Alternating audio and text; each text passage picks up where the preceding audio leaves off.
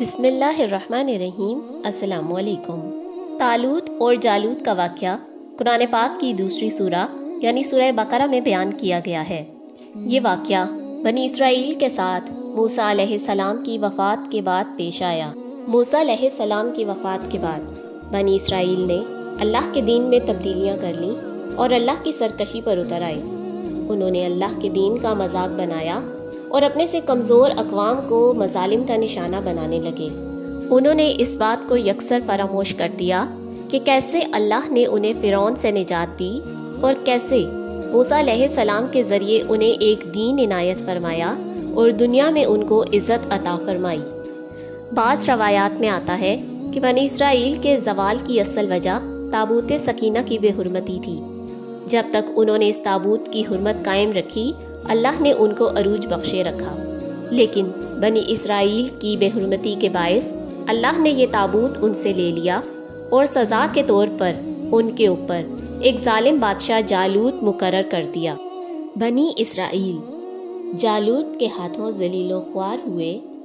جالوت نے ان کو ان کے گھر بار سے بے دخل کر دیا، ان کے گاؤں اور ان کے خاندان تباہ کر دیے گئے، ان کی عورتوں اور بچوں کو اغوا کر لیا گیا، ان کی تمام معیشت کو تباہ کر دیا گیا، اور اس طرح اللہ تعالیٰ نے بنی اسرائیل کے اوپر ایک سخت آزمائش نازل کر دی۔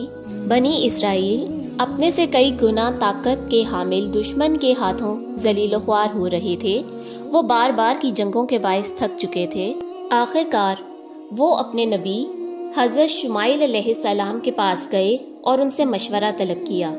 انہوں نے اپنے نبی سے درخواست کی کہ اللہ سے دعا کریں کہ وہ ان کی حمایت اور قیادت کے لیے ایک بادشاہ مقرر کر دیں جس کی قیادت میں وہ لڑ سکیں اور کھویا ہوا عروج واپس حاصل کر سکیں۔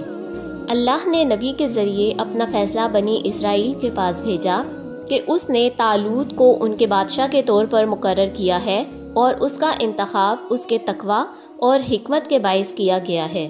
بنی اسرائیل کو اللہ تعالیٰ کے اس فیصلے کے بارے میں جب علم ہوا تو انہوں نے کہا کہ طالوت ہم پر کیسے بادشاہ مقرر کیا جا سکتا ہے جبکہ ہم بادشاہی کے لیے اس سے بہتر ہیں اور اس کو تو دولت بھی نہیں دی گئی۔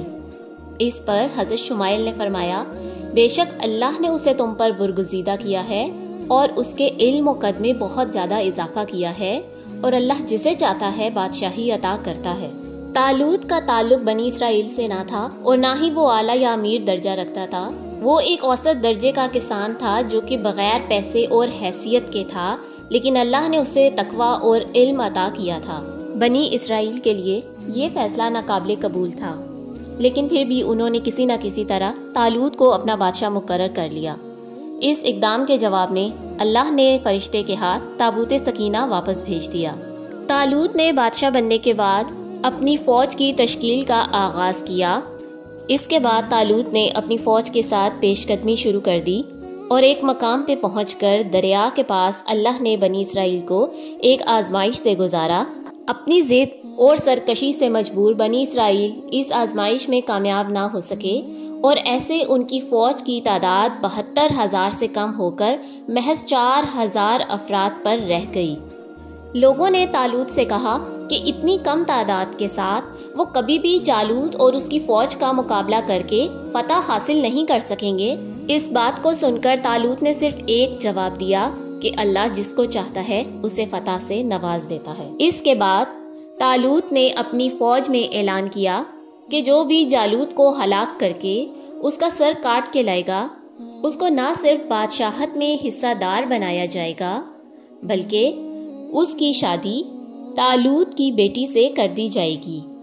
اس اعلان کو سن کر بنی اسرائیل کا ایک کم عمر نوجوان جس کا نام داؤد ہے وہ سامنے آتا ہے اور کہتا ہے کہ نہ صرف وہ جالوت کو ہلاک کرے گا بلکہ وہ طالوت کی بیٹی سے نکاح بھی کرے گا، اور پھر مقابلے کے وقت وہ جالوت کا مقابلہ کرتے ہوئے اس کو ہلاک کر دیتا ہے اور اس کا سر لا کے طالوت کے سامنے پیش کر دیتا ہے۔ بنی اسرائیل کے تمام لوگ داؤد کی بہادری کے قائل ہو جاتے ہیں اور اس طرح اس نوجوان کو بادشاہت میں حصے دار بنا لیا جاتا ہے۔ یہ وہی داؤد ہیں جن کو آگے جا کر اللہ تعالیٰ پیغمبری عطا کرتے ہیں اور ان کو اپنی کتاب زبور سے نوازتے ہیں۔ وعدے کے مطابق طالوت اپنی بیٹی کا نکاح داؤد سے کر دیتا ہے۔ طالوت اور جالوت کی اس کہانی میں اللہ تعالیٰ ہمیں یہ بتا رہا ہے کہ اگر وہ چاہے تو کسی کسان کے ہاتھوں بڑی سے بڑی سلطنت کا ملیہ میٹ کروا سکتا ہے، اور یہ کہ حقیقی بادشاہ صرف وہی ہے۔